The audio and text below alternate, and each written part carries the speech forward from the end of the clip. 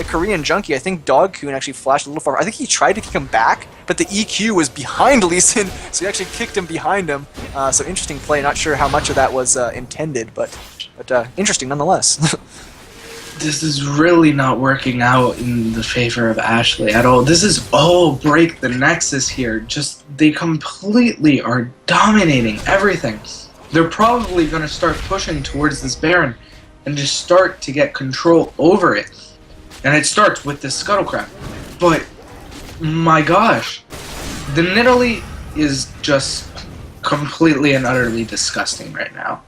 And this is where Red wants to be. Red wants to be that Nidalee at this point. And I really feel like they've kind of got to that point in the game where they have enough items that they've been able to itemize against the magic resistance. They have the Locket. They've got Merc Treads on pretty much everybody in the game.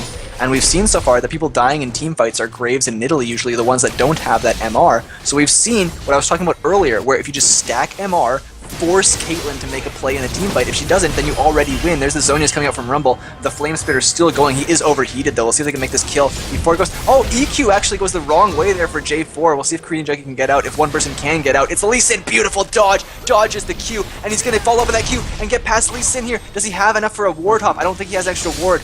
No, he does. Sorry, does he have one more ward? I think he has one left in his Sightstone. We'll see if he can get that on the map. No, there's a snare.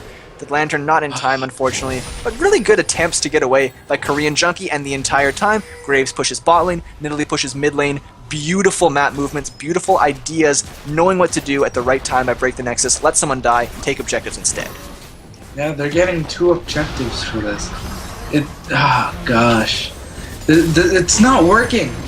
Whatever Ashley's minions are thinking about right now, throw it out the window. It's not working.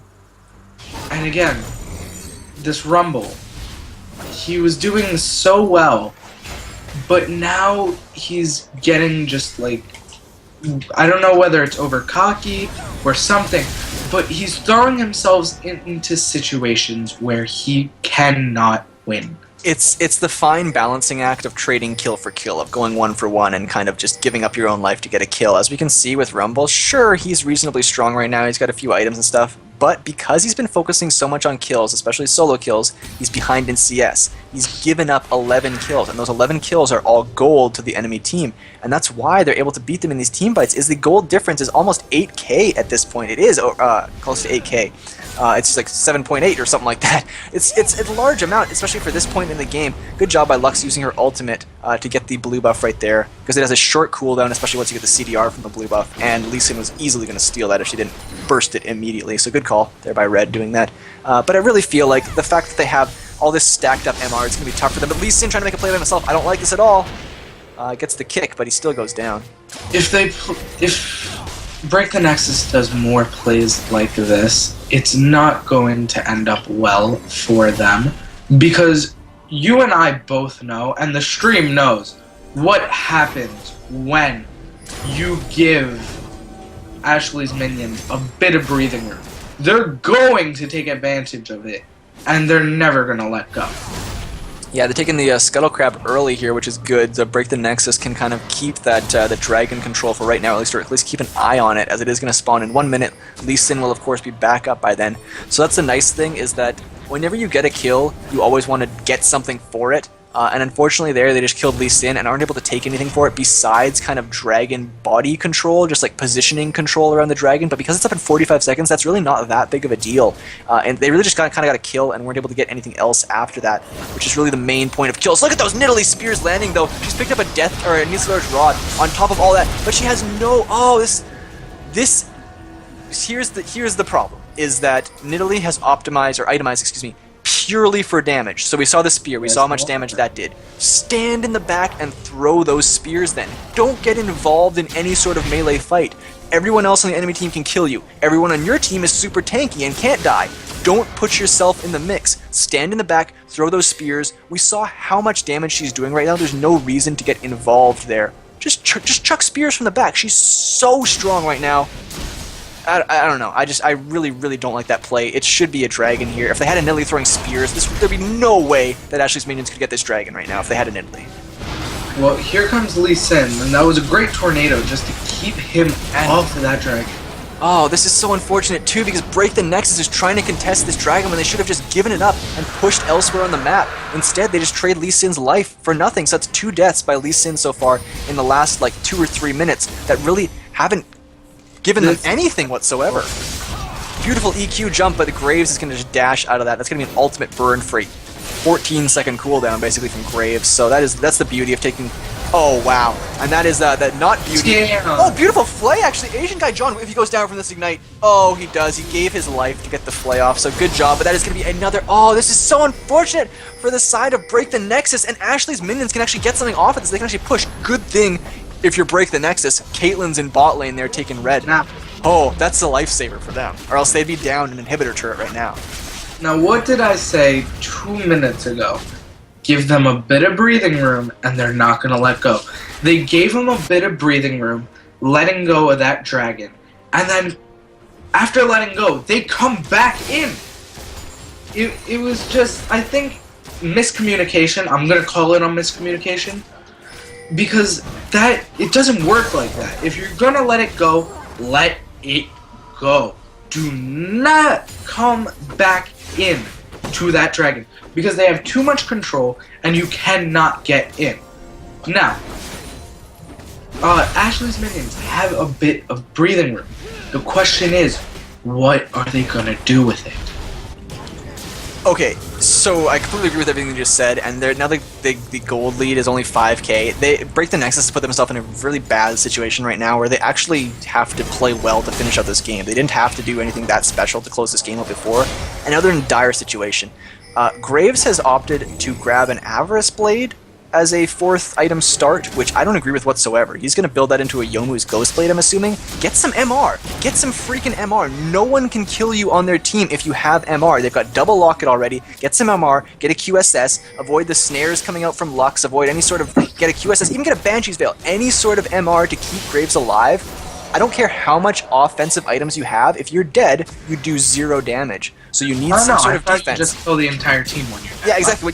Unless you're Karthus, then you need to be alive to do damage. But unfortunately for Graves, he does not have that beautiful passive. So I really would have liked to see him buy something else instead of that Avarice Blade. Why would you have a gold investment item at this point in the game, and you've already got the attack speed item in your static Shiv? Graves doesn't really need that much attack speed. He's more about getting that burst in with the flat AD, so I'm not the biggest fan of the itemization coming out from Kosho so far, but they have the map position, because it looked like Ashley's minions were worried about Baron, but now they're getting their mid inhibitor pushed in so far. There's the engage, though, over the wall. Dogkun trying to make something happen, but he's getting a bunch of damage traded in on him. And they get the Cataclysm, but it's only on Thresh so far, which is not what they want. Koshu trying to kite in the back line right there, but Asian guy John might go down. The Lux ultimate missing, excuse me. And they're going to have to kite back here and just disengage for now. But actually, we might see... They need to be really careful, because the thing is that Ashley's minions can heal up at the fountain and get back into this fight right away. If you're the side of Break the Nexus, you need to be very careful that you don't get a bunch of home guard action coming your way. Yeah, this is a very good fight for Ashley's minions, because they can take them down 100%. This is the point where items, like that big item spike, it's not a thing anymore, because they're built now. Everything is starting to get even. Yes, you have a 4k, or no, my bad, 6k gold lead, but it's starting to become irrelevant, because I feel, and I'm gonna check this, it's the people that are almost fully built that have the gold. It's not the people that need the gold that have the gold. Dogkun actually face checking there. Beautiful kind of just camp there in the bush waiting for a pick, but they didn't have the damage, unfortunately, to take down Dogkun, as he has pretty much full tank at this point. Nidalee needs to be careful, though. They need to not get involved in these sort of like split fights. They need to have a concerted team effort and not just have 2 people trying to make picks. But really, I feel like they can probably beat Ashley's minions in the siege game. I think that with Nidalee's spears, how strong they are right now, and like you were saying, the kind of spike that they had, because Nidalee's still sitting on the same items that she was about 5-10 minutes ago, where if they took advantage of that spike earlier, they could have got something going, but Red Shide might get caught out right here. Sitting on a trap is Lee Sin, but he goes in. If he has a ward, he can... Oh no, flashing into the wall is Red Shide, eats a spear, he's going to go down there, but no! He picks up the kill on Nidalee. Oh, that's so unfortunate. And the same thing that I said for Graves is true for Nidalee. Pick up some sort of magic resistance. Just survive the initial combo from Lux, and you'll be alive. Mega Poro EQing in the backline. Good hook landing on Groaning. See if they can get the kill, but Korean Junkie getting Cataclysm. If he can get away in time, just barely running away from Dogcoon in the back line. But right now, they're going to get jumped on, and this is not going to be good for the side of Break the Nexus. This is really bad, and Kyoshi needs to be careful right now. He ulted on Poro, but it's not going to be enough damage. He's trying to use his smoke screen to get away. He popped his Youmuu's Ghost Blade, and this is what he used it. This is what he bought it for, is trying to get this hard micro off. So he needs to make something happen here with this Ghost Blade. He might be able to do it. Get that kill on Rumble. Can he turn it around? Make the play. Kite back. He's might be able to do this. Beautiful dodge of the tornado. Hell yes. That's why you got the Ghost Blade. I forget everything I said 2 minutes ago. Screw MR. Ghost Blade all the way. Let's do it. I just have no words for what just happened.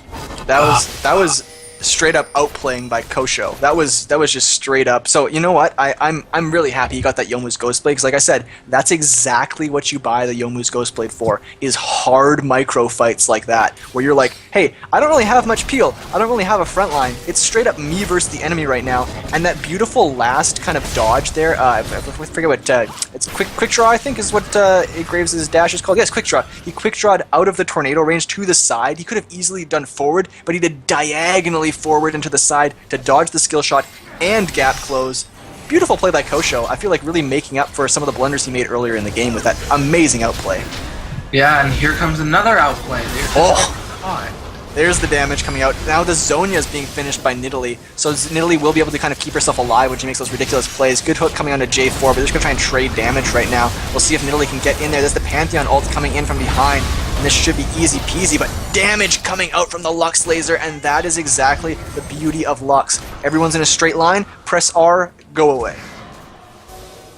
Basically, that's all this game is. You just press R. But oh, beautiful job by Nidalee getting some snipes in the back line, and this should be the 4th dragon of the game for Break the Nexus. And at this point in the game, when you've got 4 dragons and the game is this close, I guess from those last team fights, they kind of spread the gold lead a little bit further apart there. But really, when you're this close to 5 dragons and you're at this point in the game, you almost kind of just want to stall. There's a part of you that just wants to say, let's just not do anything and wait until we get the 5th dragon and then have an easy win from there. But you do want to get something going. Just make sure you're not taking any unnecessary risks before the 5th dragon does spawn, but still try and make some plays, because I think they could probably get that that turret that they pinged out there. As you see, the 2nd tier turret in the top lane, the last turret on the actual map for the blue side Ashley minions beside in their own base, in their fountain and whatnot. That would really open up the map even a little bit more, and they have about 5.5 minutes or so until the next dragon, which is my assumption. They're going to just focus on staying for that dragon and not really worry too much about what else goes on between now and then. I feel that Break the Nexus is just not going to do anything. They're just going to chill. They might go for Baron, which may cost them a lot, but they have so much of a gold lead, so much of an objective lead, that they can afford to do this. They can afford to just chill out, just keep getting levels, keep getting gold little by little, and they'll be fine. As long as they don't get picked off as much as they were earlier, they'll be completely fine, and they will win this game. Yeah, I really feel like the side of Break the Nexus wants more elongated team fights where Nidalee can throw multiple spears, Graves can micro around and things like that, where Ashley's minions kind of wants more of a one and done. They land a good Rumble ultimate, land a good Lux ultimate, get a snare or something like that, have Kate land a peel to a Peacemaker, see, like stuff like that. That's exactly what you don't want to see, and that is why, as I was saying before, MR on Graves would be nice to try and survive something like that. Or if he does get snared, you just pop the QSS immediately and make it so the skill shots are harder to land. But unfortunately right now, it looks like they're just going to go on a chase on Korean Junkie, which is not the person you want to chase. Lee Sin is extremely good at getting away, so good job. This is exactly what I said you need to do. It's just disengage and kite and just delay fights. Make the fights as long as possible, because the longer they are, the more Nidalee heals, the more spears she throws, the more Lee Sin can kind of just run around the map and be really annoying. It's gonna play well for Break the Nexus. This is a smart idea from Ashley's minions, is kind of forcing them to come in for a fight, because Ashley's minions wants a full-on team fight right now. So doing the Baron forces the engage out of Break the Nexus. Here's the Pantheon ultimate. They have to kite back from this. Janna still has her ultimate though. They can use it to keep themselves safe. There's the EQ coming in from J4. They're gonna get some damage on Young Swede. And Asian guy John in the front line, see if he can land a hook on actually. He's just kind of zoning out for right now. Big damage coming on Nidalee, and Nidalee gets eaten up from the back line. I don't know what the heck she was doing right there. Didn't even pop her heal. She got demolished by the Rumble ult. I think she was just standing in the Rumble ult and didn't realize what was going on. Got hit by the Lux laser as well. And this should be a free Baron, actually, for the side of Ashley's minions, unless Korean Junkie can make some sort of crazy thing happen. No, they're going to go straight over the wall and get the kill on the jungle. He kicks him back into the Baron. Oh, tries to ward hop over the wall, but nope. Too much damage coming out from Shunji. The burn from Leandri's Torment is too much. There's the bait coming in, and Kyosho has more than enough damage. If Kyosho can ult this, does he have his ultimate up? He does. No, it's not going to be enough, unfortunately. It tried to make it happen, but it was just not working. Snare not landing, and that's going to be the Baron buff for Ashley's minions. Again, wow. Typical Shunjin just kills himself, gives the team time. That's all he does. He gives the team time to make plays. He's the kind of player that you want to just push out. Let him do what he wants because he knows what he's doing. Again, where's that Heimerdinger calculator?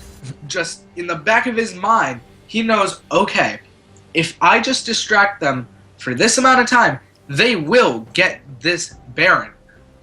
But at the same time, you're still giving them gold, slowly and slowly and slowly. This is the most deaths we've seen on Sunjin, but this is also the most kills we've seen on him.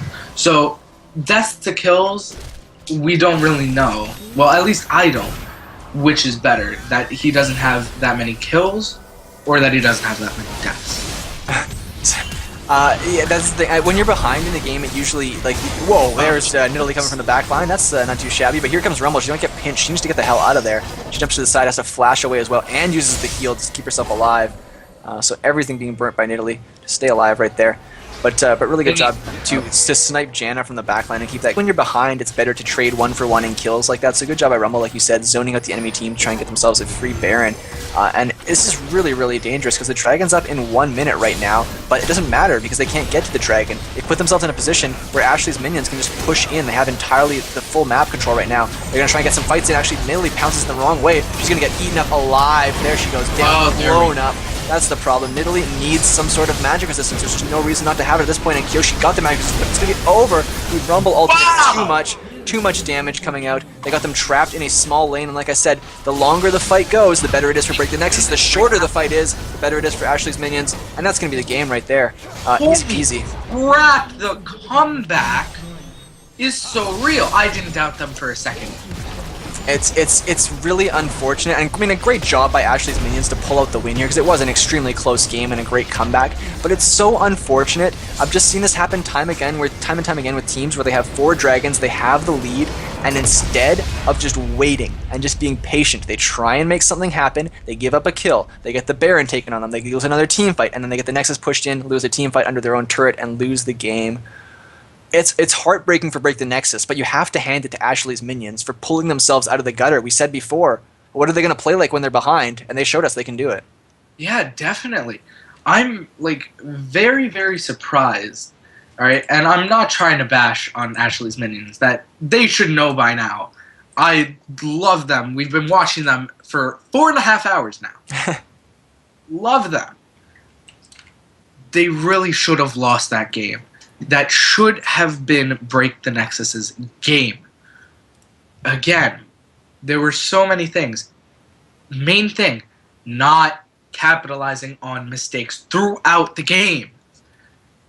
The beginning of the game, they completely and utterly just took control. They knew every single mistake that Sunji made. They knew every mistake that Red made, and they knew every mistake that Bot Lane made. And they capitalized on every single one of them.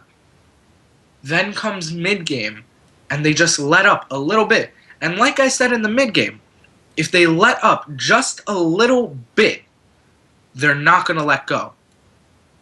Ashley's minion is not going to let go, and they're going to keep going. You give them a little bit of breathing room, they're going to take that breath, and they're going to beat the crap out of you. And that's what ended up happening. It was just a good team fight. They, like you said, and it was completely what you said, they didn't build any MR. So now you're standing in a line. Lux, all she has to do, oh, hey, let me just press R. And there goes the entire team. and it just doesn't work that way. And that's the thing too, is you have to be aware of the fact that Lux can get your backline without being in your backline. So when you have a long-range Nidalee, you've got a long-range Graves chilling in the backline, they can still die extremely easily. And that's why I would have liked to see some earlier MR itemization. We saw Graves switch to the Spectre's Cowl later in the game. Nidalee never even got any MR. Get even a little bit. All you have to do is survive the combo from Lux. If you survive the one-round combo, she can't do anything to you. Just survive if you survive the first attack, the combo, that's all. Or you can build a QSS, escape the snare, and then dodge the ultimate as well as the E, and just eliminate the combo before it starts. I really feel just different itemization would have helped out a lot better from the two main carries, the mid laner and the AD carry, for the side of Break the Nexus. But at the end of the day, great game from both sides. It's going to be Ashley's minions going home with the Triumphant Rise skins per player, plus 3,200 RP per player as well, 2,400 RP per player for the second place team, Break the Nexus. And in third place, the third place game, Epic Gaming beat Mei Mei and Dem Boys, so they'll go home with 1,600 RP per player and 800 RP for Mei Mei and Dem Boys per player, of course. So congratulations to all of our top 4 teams for tonight's Platinum Under tournament. We'll be back next Thursday with an ARAM tournament. I believe it will be open division, so please make sure you're signed up for that if you want to enter, or you just come back to our Twitch page, which is twitch.tv/random championship series, or you can go to randomcs.com/live, and it'll take you right to our Twitch page. So please make sure you're following our Twitch, and you'll be kept kind of up to date every time we do a new stream and things like that. You can also go to our Facebook page, which is re.cs, re-like-the-champion.cs, facebook.com/re.cs, and click the RCS newsletter button on the left-hand side, and you'll be kept up to date with all of our upcoming events and giveaways and all those sort of cool things. And I want to remind you all once again, March 27th, that's Friday, there's going to be a 1v1 tournament hosted by Ashlyn Rose and Morning Bacon with huge chat prizes, huge prizes for the competitors as well. We're going to do Steam game giveaways, RP card giveaways, Razer mousepad giveaways, tons of cool stuff, so please mark your calendars. March 27th, our 1v1 tournament. We also have a bunch of other tournaments coming up, so check out our website, randomcs.com, and you'll be kept up to date on all of our cool events that we're doing, all free, of course, all free to enter with awesome prizes. So thank you guys so much for everybody that participated in the tournament tonight and watched it. Congratulations to all the teams. Once again, my name is Streetball. You can find me at youtube.com/streetball. You can also find me and my coaching and stuff like that, randomcs.com/streetball. On Twitter, @streetball, the word street, the word bowl. Casted alongside Sordo tonight. Sordo, anything you want to plug real quick before we call it a night here on the stream? I got nothing to plug. I just want to say congrats to all the teams. My God, Ashley's minions, you guys destroyed. And Sunji, love you. Okay. Yeah, tons of fun games tonight. Really, really enjoyable to watch. Back and forth action, and a really great game to end out the night. Really, really good comeback coming up from Ashley's minions to take the first place prize for our tournament. Break the Nexus coming in second. So congratulations to all the teams. Thank you guys so much for watching and participating. We're going to be back, like I said, Thursday. We usually do tournaments Thursday, Friday, Saturday. Thursday, Friday, usually ARAM tournaments. Saturday, usually Summoner's Rift. And we kind of rotate 1v1s on Friday and things like that. So please come back and check us out for another tournament. Sign up for them and participate with your team. Or just come out and watch and show support for your friends and things like that. Thank you guys so much for coming out. We had a blast doing this. We know we do every time. And thank you guys so much to our staff and everybody that's helping out with these tournaments, making sure they get kind of put on every week and all those great things. So thank you guys so much for watching. My name is Streetball, casting alongside Sordo. Have a good night, everybody. See ya.